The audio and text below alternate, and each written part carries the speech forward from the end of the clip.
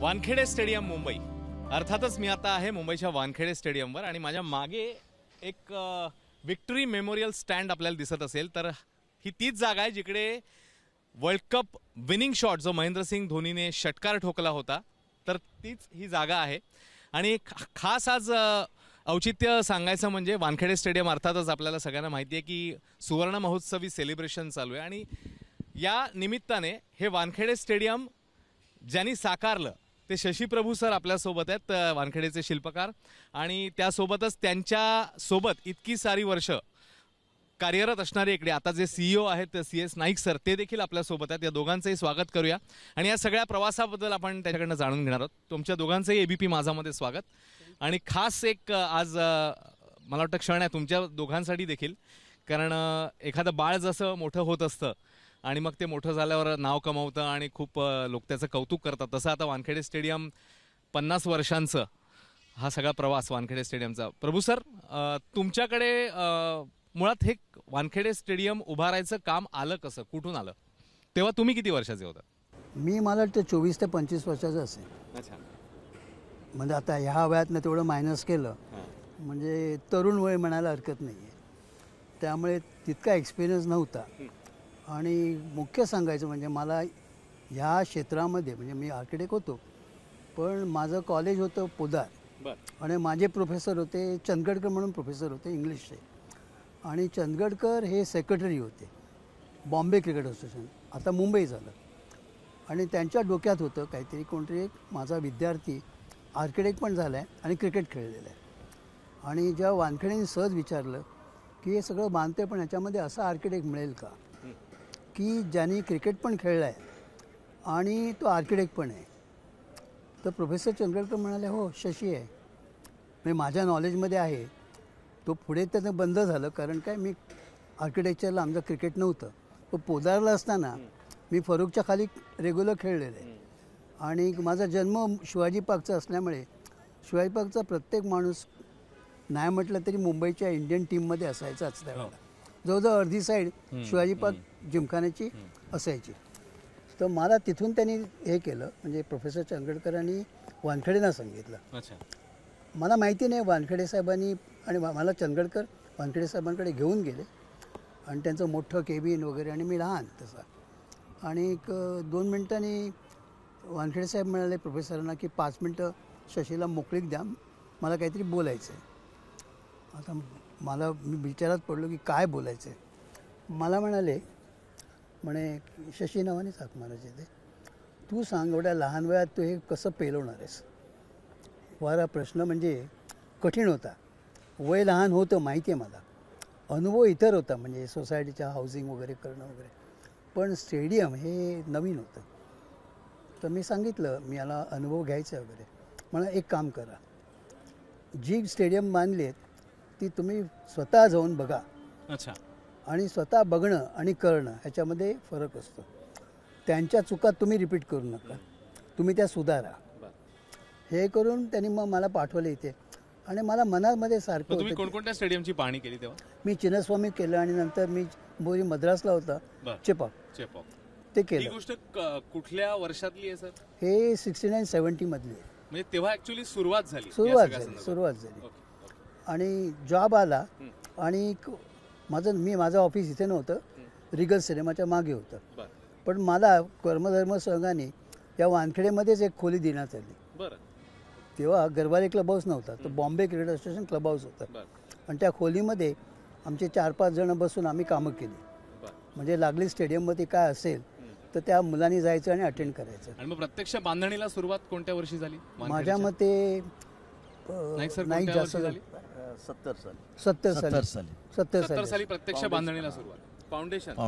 आणि मग पूर्ण स्टेडियम बांधून पूर्ण व्हायला किती कालावधी लागला? 74 साली कंप्लीट झालं। अच्छा, 11 महिने आणि 23 दिवस। अच्छा, प्रत्यक्ष सलग काम 11 महिने 23 दिवसात पूर्ण झाला, रेकॉर्ड झाला। अच्छा, आणि तो रेकॉर्ड नोंदलेला आहे। किती जणांची टीम तुमची तेव्हा कार्यरत होती इकडे? माझे आर्किटेक्ट म्हणून काय ते 8-10 असतील। अच्छा, माझ्याकडे मोठी काही टीम नव्हती। मॅन पॉवर जी होती ती किती होती? मग कॉन्ट्रॅक्टर जेव्हा आला, ह्याचा कॉन्ट्रॅक्टर मुख्य घेतलं तर बिलीमोरिया कन्स्ट्रक्शन कंपनी, भेजी बिलीमोरिया म्हणून होता, आणि त्याची निवड अशा रीतीने झाली की पहिल्यांदा ज्यांनी कोट केलं होतं म्हणजे आम्ही सुरुवात केली ती गरवारे क्लब हाऊस, त्या गरवारे नाव नव्हतं, BCAचं क्लब. आणि तो जॉब त्यावेळेला 3 आम्ही कोटेशन घेतली होती, म्हणजे टेंडर काढलं होतं. जसदनवाल्यांनी कोट केलं होतं, आणखी कॉन्ट्रॅक्ट आणि बिलिंग मोरे होता. आणि हां शापूरजी पण आमचं शापूरजी म्हणजे म्हणून मला नाईक पाहिजे, काही वेळेला विसरायला होतं. शापूरजी पण होतं. आणि एक तिघांनी कोट का 4 तिघांनी कोट केलं. आणि त्यावेळेला 15 लाख किंमत होती. म्हणजे आता 15 लाखाला किंमत पण नाही. तो 15 लाख 74 सालातले 15 लाख आहेत. 74 70 साल 70 सालातले. ओके. आणि ते देखील आमच्याकडे नव्हते. आणि त्यावेळेला कॉस्ट झाली जवळजवळ 1,80,00,000. बरं. आता 1,80,00,000 उभं कसं करायचं. बॉम्बे क्रिकेट असोसिएशन त्यावेळेचं त्यांच्याकडे एवढे पैसे नव्हते. मग बिलिमोरा स्वतः पुढे आला आणि त्यांनी सांगितलं, साहेब तुम्ही काळजी करू नका, मी तुम्हाला बिल डिस्काउंटिंग देतो सेंट्रल बँकेतनं. बरं. बिल डिस्काउंटिंग काय असतं ते मला कल्पना नव्हती. म्हणजे आणि बिल टाकायचं, लागलीच ते त्याला मिळायचे पैसे त्याच्या सेंट्रल बँकेतनं, त्याचं काम व्हायचं आणि तो काम जलदीने करायचं, चालू करायचा. तोच बिलिमोऱ्या नंतर गेला, आता नाही आहेत. म्हणजे म्हणून मी म्हणतो की आता आठवणीला त्यावेळेचं कोणी राहिलं नाही आहे. पॉली उमरीगर पण त्यांची ती आर्थिक मदत फार मोलाची होती. फार मोलाची होती त्यावेळेला, कारण आम्हाला पैसे पण आणणं, नाईकला कल्पना आहे, नाईक पण सांगेल त्यावेळेला. नाईक सर, तुम्ही पण इतकी सारी वर्ष या स्टेडियमशी तुमचं नातं राहिलेलं आहे. तेव्हा नेमकी कोणती जबाबदारी होती जेव्हा तुम्ही सुरुवात केली? ज्यावेळी मी इथे पॉली उमरेगार साहेबांनी मला बोलवलं, माझ्याकडे 2 डिग्र्या होत्या पण नोकरी नव्हती. पण पॉली काकाने माझी 2 डिग्र्या बघितल्या. अरे तू इथे काय काम करशील? मी बोललो काही काम करेन म्हटलं. मग आमच्याकडे सिनियर पोझिशन नाही आहे. त्यांना आहे सर की बाबा तुम्ही कुठलंही काम द्या. मग ते म्हणाले तू अकाउंट्स असिस्टंट हो. मी बोललो ठीक आहे म्हटलं. I said. त्यावेळी मला म्हणालं तुला चालेल काय? मी म्हटलं चालेल sir, something is better than nothing. पुन्हा एकदा मी प्रभू सरांकडे. प्रभू सर, या स्टेडियमच्या बांधणीमधला सगळ्यात आव्हानात्मक टप्पा कोणता होता? कारण इकडे एक त्याच्यात फक्त मी तुम्हाला ॲड करतो की इकडे रेल्वे स्टेशन जवळ आहे, इकडे पुढे सीफेस आहे, समुद्र, परत रस्ता आहे. चॅलेंजिंग टप्पा कोणता होता? चॅलेंजिंग टप्पा असा होता की मिळालेली जागा ही शिक्षण एज्युकेशन डिपार्टमेंटची होती. प्रत्यक्ष स्टेडियमसाठी किती जागा तेव्हा मिळाली होती? स्टेडियमसाठी आम्हाला जेमतेम 11 एकरमध्ये 12 एकरमध्ये सगळं बसवायचं होतं गणित. बरं, इन्क्लुडिंग स्टँड. ओके. आणि क्लब म्हणजे काय होतं, मुंबई क्रिकेट असोसिएशनचं ऑफिस होतं ब्रह्मा स्टेडियममध्ये. आणि ते फार म्हणजे वाईट परिस्थिती होतं, काळोखामध्ये होतं नॉर्थ स्टँडला. ते तिथून इथे पहिल्यांदा आणायचं, हे वानखेडे साहेबांची कल्पना होती. तर पहिल्यांदा आम्ही क्लबचंच काम चालू केलं. तिथे ऑफिस म्हणून त्या शिफ्ट झाले. आणि पॉली उमरीगत सेक्रेटरी होते, दादाचंदजी होते ते ट्रेजरर होते, पॉली भेसाण्या म्हणून होते. हे सगळे जुने म्हणा, आता कोण राहत नाहीत. त्यावेळेला पॉली काका एक माझ्या दृष्टीने अतिशय महत्त्वाचं आहे, नाईक पण सांगतील. पण पॉली काका काही काम करायचे, त्याच्यासमोरच राहायचे आणि चालत यायचे. आणि आल्यानंतर काय शशी कसं काय वगैरे, आणि डायरेक्ट पिचवती जायचं. आणि पिचवती काम करायचं. पण इतर पण काम काय दिलं तर नाही म्हणायचं नाही. म्हणजे आमची तिघांची टीम होती. पण मला सांगा, म्हणजे एकाच वेळी ग्राउंड, पिच आणि त्याच वेळी स्टँड आणि बाकीचं स्टेडियम बांधणे, असं दोन्ही काम सायमल्टेनियस चालू होतं? हो, इलाजच नव्हता. कारण काय ग्राउंड आणि बाहेरचं आउटफील्ड हे पण पाहिजेच ना मॅचच्या आधी. आणि चॅलेंज होतं. आणि चॅलेंज करताना आम्हाला त्याला वेस्ट इंडिजची शेवटची मॅच होती आणि पर्याय नव्हता ना, त्या दिवसामध्ये केलंच पाहिजे होतं. 11 महिने 23 तुम्हाला रेडी करायचं होतं. म्हणजे तुम्हाला कोणीतरी एखादं चॅलेंज दिलं की यामध्ये संपवायचं, तुम्ही मारून मुटकून वगैरे त्यात घालतात. पण तेव्हा मग किती तास तुमचे व्हायचे कामाचे? किती तास झोपायचात तुम्ही? झोपायचं म्हटलं तर 7 ते 8 तास. ओके. कारण ते वेळ होतं. वेळ म्हणजे असं होतं की आपल्याला जबाबदारी होती. बरं, निगेटिव्ह पब्लिसिटी होती की हा लहान मुलाला दिले, हा लहान मुलगा काय करणार, स्टेडियम पडणार. हे पडणाऱ्या डोक्यात इतकं घुसलं होतं की मी रात्री जागून असं खडबडत उठायचं, अरे आपण बांधतोय ते पडणार नाही ना. पण ही लोक बाजूला होती, पॉली काका बाजूला होते, वानखेडे साहेब स्वतः इथे येऊन बसायचे, संध्याकाळी येऊन खुर्ची घेऊन एकटे बसायचे, मग आम्ही जमायचो. वानखेडे सरांनी कसं एनकरेज केलं तुम्हाला? त्यांच्या सहवासातले जे क्षण आहेत त्याच्याबद्दल तुम्ही आता काय सांगाल? त्यांच्याबद्दलचा एक स्वभाव विशेष सांगायचा झाला तर काय सांगाल? एक दूरदृष्टीचा असलेला वैयक्तिक माणूस. म्हणजे दूरदृष्टी एवढी होती, ते म्हणाले आपण काय झालं की हे तिकिटावरनं सुरू झालं. आणि त्याच्याबद्दल बऱ्याचशा स्टोरीज पण आहेत की MCAला काहीतरी 1500 तिकिटाचा कोटा होता. अच्छा, ते काय झालं, पूर्वी आमच्याकडे स्वतःचं स्टेडियम नव्हतं. BCCI काय करतं, दे एफिलेटेड मेंबर्स आहे, परमनंट मेंबर्स, त्यांना अलॉटमेंट करतं मॅचेस सगळे. आणि इन टर्न आपण कुठे खेळायचं, तुमच्या स्वतःच्या ग्राउंडवरती खेळायचं कुठे, आम्ही CCIच्या ग्राउंडवरती खेळत होतो. त्यावेळी CCIने काय झालं की विजय मर्चंट त्यावेळी त्यांचं प्रेसिडेंट होते CCIचे. ते म्हणाले नाही म्हणे आम्हाला मेंबर्सला जास्त हे तिकीटं पाहिजे. वानखेडे साहेब म्हणाले माझे पण मेंबर्स आहे आणि ही मॅच वानखेडेला दिलेली आहे, आपलं मुंबई क्रिकेट असोसिएशनला दिलेली आहे, की आम्ही CCIला कसं जास्त देऊ, तुमचे जे रेग्युलर कोटा आहे तो घ्या आणि वरून तुम्ही काय चार्जेस दिले. ते म्हणाले नाही तर तुम्ही आम्हाला स्टेडियम इथे खिंडगी पडले. आणि मग त्याच्यानंतर प्रभू सर, जो मॅचचा दिवस आला, मॅच सुरू झाली, मला वाटतं 2-3 दिवस व्यवस्थित झाले. हो, तिसऱ्या दिवशी जरा गोंधळ झाला. गोंधळ म्हणायला म्हणजे काय, मी आता डेलिब्रेट झाला का काय मला सांगता येत नाही, पण लॉईडचं सेंचुरी झाली आणि बाबू टांगेवाला म्हणून पुण्याचा एक गृहस्थ होता, आता हयात आहे की नाही मला माहिती नाही, आणि बाबू टांगे 100 कोणाचेही होऊ दे, बाबू टांगेवाला हार घेऊन यायचा आणि त्या प्लेयरच्या गळ्यात घालायचा. आणि मी अजूनही विसरणार नाही, बाबू टांगेवाला तिथून सुटला त्या एंट्रन्समधनं आणि धावत धावत लॉईडला त्यांनी हार घाला. कर्मधर्म संयोगाने काय म्हणा, त्याच्या मागे पोलीस पण गेला आणि त्यावेळेचा पोलीस तो निळा ह्याच्या चड्डीतला मी अजून विसरणार नाही. पोलिसाचा हेतू काय नव्हता की त्याला वाटलं की काय लॉईडला जाऊन ठोकतोय मारतोय वगैरे काय ती कल्पना असेल त्याची. आणि हे लोक तयारीतच होते, मग त्यांचं ॲम्युनेशन इतकं जोरात होतं की युनिव्हर्सिटीच्या साईडनी ते ज्या रीतीने आला हल्ला आणि आग पेटवापेटी वगैरे, हा नॉन स्टँड समोरचा मी माझ्यासमोर जळताना बघितलं आहे. नाईक साहेब इथे होते समोर आणि मला म्हणजे काय करायचं काय, म्हणजे आता हे जळतं आणि कसं आता कसोटीचा क्षण कसोटी नाही आणि मॅच चालू होती. मॅच चालू आणि मग रात्रीची मीटिंग घेतली. अच्छा, किती वाजता, कोण कोण होतं मीटिंगला? मीटिंगला बाळासाहेब ठाकरे खुद्द, अच्छा, MW देसाई, प्रोफेसर त्यावेळेचे कमिशनर, ओके, त्यावेळेचे कमिशनर, आणखी बाकीचे सगळे ऑफिस बेअरर. अच्छा, MW देसाई तर प्रेसिडेंट, व्हाईस प्रेसिडेंट इकडचे आणि महापालिका आयुक्त, बिली मोर्या, बाळासाहेब ठाकरे खुद्द, नाईक पण असेल त्यावेळेला, पॉली उमरीगर, सगळे म्हणून आम्ही एका खोलीमध्ये बसून चर्चा केली हे कसं सॉल्व्ह करायचं. आणि प्रत्येक चालू आहे तर मग प्रत्येकाने चॅलेंज घेतलं की आम्ही करणार. तर बिली मोर्या म्हणाला माझ्याकडनं तुम्हाला 1000 ते 2000 लोक मी देतो. हो हो हो हो. मग त्याच्यावरती उठून मग MW देसाई म्हणजे माझ्याकडे कमी केवढे मी पण देतो, असं प्रत्येकाने पुढाकार घेतला. त्यावेळेला जिद्द एवढीच होती. लॉईडला पुढे जाऊन त्या हॉटेलमध्ये विचारलं की एक दिवस आम्हाला रेस्ट देशील का, रेस्ट दे होता पूर्वी 5 दिवसामध्ये. तो म्हणाला नाही, एक प्रेक्षक असू दे किंवा नसू दे, मी खेळणार म्हणजे खेळणार. त्याचा नकार इथे कळल्यानंतर आमची धावपळ सुरू झाली. पुढे काय करायचं म्हणजे ठरवलंच होतं, त्या रात्रीपासून कामच करायचं.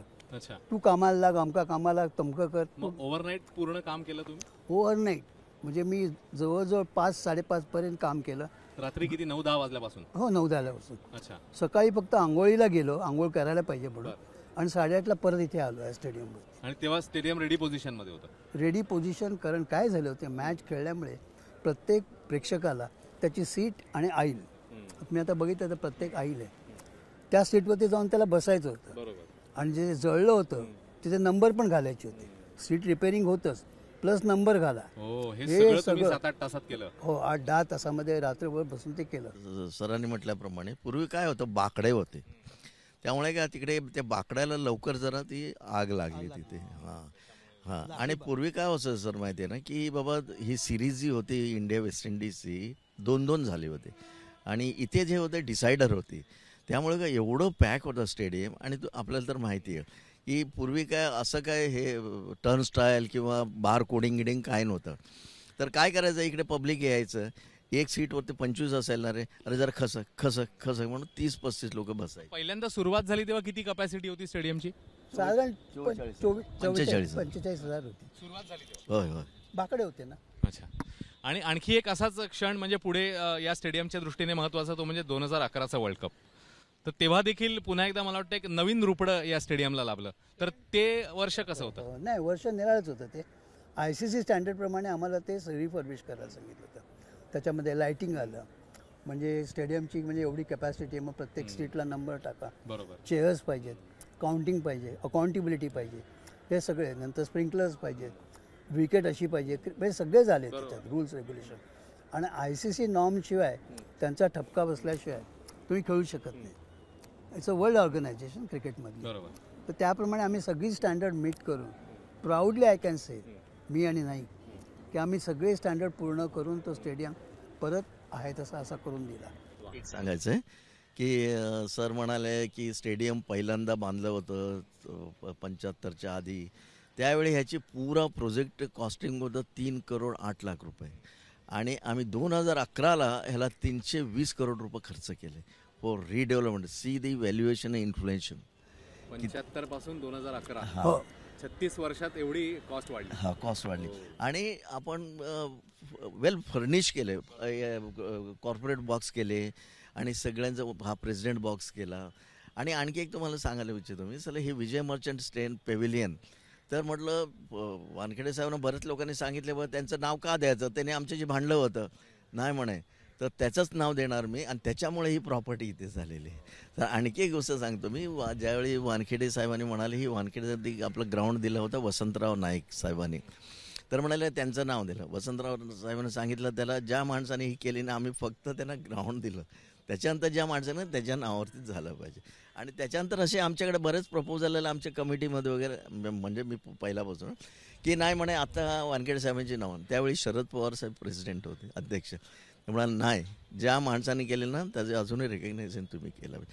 आणि ह्याचं श्रेय 2011 म्हणजे 2008पर्यंत सर आपण हे रिडेव्हलपमेंट केलं, ह्याचं श्रेय पुरा शरद पवार साहेब. आणि बरं, जाता जाता दोघांनाही एक कॉमन प्रश्न, सुरुवातीला नाईक सर तुम्ही सांगा, वानखेडे स्टेडियमवर आता आपण इतका सगळा प्रवास तुम्ही स्वतः बघितलाय समोर 50 वर्षांचा, आजही या हिरवळीवर जेव्हा तुम्ही पाय ठेवता मनामध्ये काय असतं? मनामध्ये असं असतं आपण काहीतरी लाईफमध्ये काहीतरी अचीव केलं. आणि आता ते लाईफ टाईम अचिव्हमेंट माझं असेल तर लाईफ टाईम अचिव्हमेंट अवॉर्ड म्हणजे मी हेच सांगितलं. प्रभू सर, इकडे जेव्हा पाऊल ठेवता किंवा तुम्ही मला वाटतं वॉक देखील करता संध्याकाळी, मी आतमध्ये करत नाही, बाहेर करतो.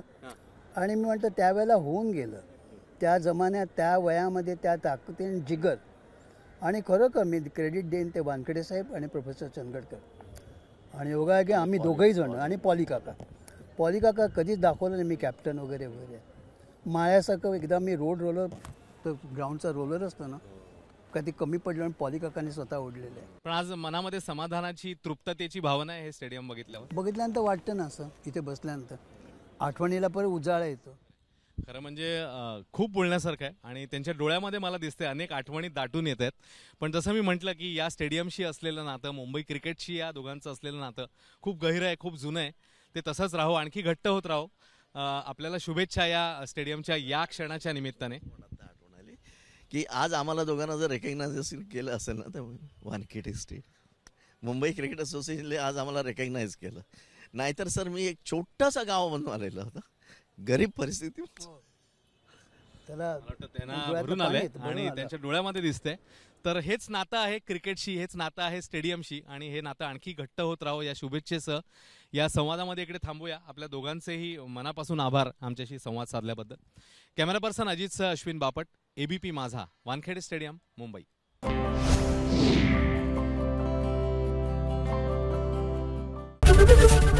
ABP माझा, उघडा डोळे बघा नीट.